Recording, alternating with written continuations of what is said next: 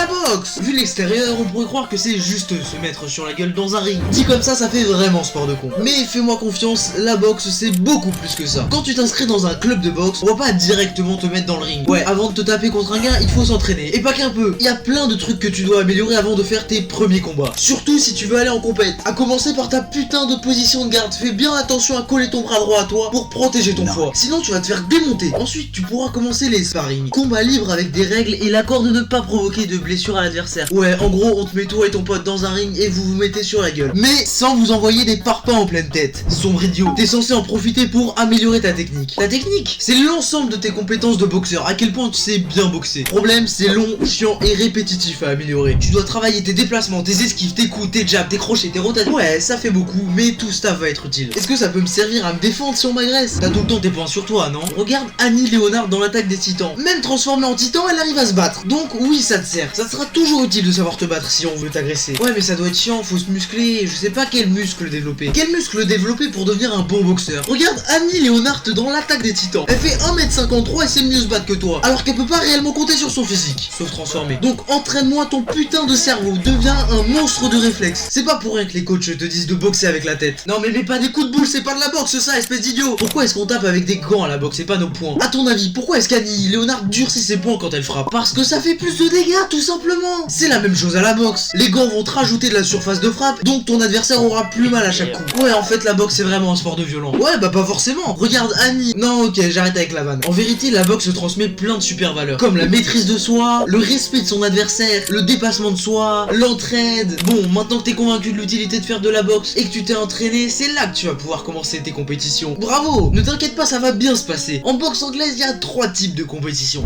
1, la plus répandue, la boxe amateur. Contrairement à la boxe diffusée à la télé, la boxe amateur se concentre sur la technique des combattants. C'est cette boxe qu'on voit au JO. Si tu veux y gagner, accroche-toi. Certes, les KO sont rares, mais pour gagner, il faut que tu touches plus de fois l'adversaire que l'adversaire ne réussisse 2 fois à te toucher. Chaque fois que t'arrives à le toucher, tu marques un point. Ça paraît simple dit comme ça, mais c'est plutôt chiant. Surtout que sur certains combats, il y a malheureusement de la corruption. Et c'est à l'origine de nombreux scandales. Pour n'en citer qu'un, l'un des plus connus en France, Alexis Vastine qui s'était fait voler 2 combats au JO, de 2008 et de 2012. En amateur, les combats font 3 rounds de 3 minutes chacun, soit 9 minutes au total. Et pour les tenir, ces 9 minutes, t'as intérêt à avoir bossé ton cardio. Parce que ton adversaire a autant envie de gagner que toi. Ah, et en 9 minutes, t'as large le temps d'allumer ton adversaire si ça te fait plaisir. L'arbitre ne te dira rien, c'est sa faute, il avait qu'à avoir une meilleure garde. Ce qui n'est pas le cas de la boxe éducative. Pour faire simple, c'est de la boxe amateur, mais sans allumer son adversaire. Tu peux te faire disqualifier si tu frappes trop fort, c'est pas une blague. Ouais, c'est dans son nom, ça reste à but éducatif. Si jamais tu fais de la boxe éducative un jour, je te conseille de foutre un gros coup à ton adversaire en début de combat, pour instaurer la peur chez lui, et lui montrer qui de vous deux domine ce combat. Et maintenant 3, la boxe professionnelle. C'est la boxe qu'on voit le plus, dans les films ou à la télé, c'est la boxe de l'imaginaire collectif. Le but est de faire mal à son adversaire, de détruire ses rêves de grandeur à grands coups de crochet du droit dans sa mâchoire, pour le mettre KO. J'exagère un peu, mais j'espère que t'as saisi le truc. Là, on entre dans un tout autre game. Des gens sont prêts à parier des sommes folles sur ta victoire ou ta défaite. Et pour ça, on a intérêt à te garder à l'écran. C'est du divertissement. Hey, business is business. C'est pour ça qu'en pro, les rounds durent 3 minutes, comme en amateur. Mais il y en a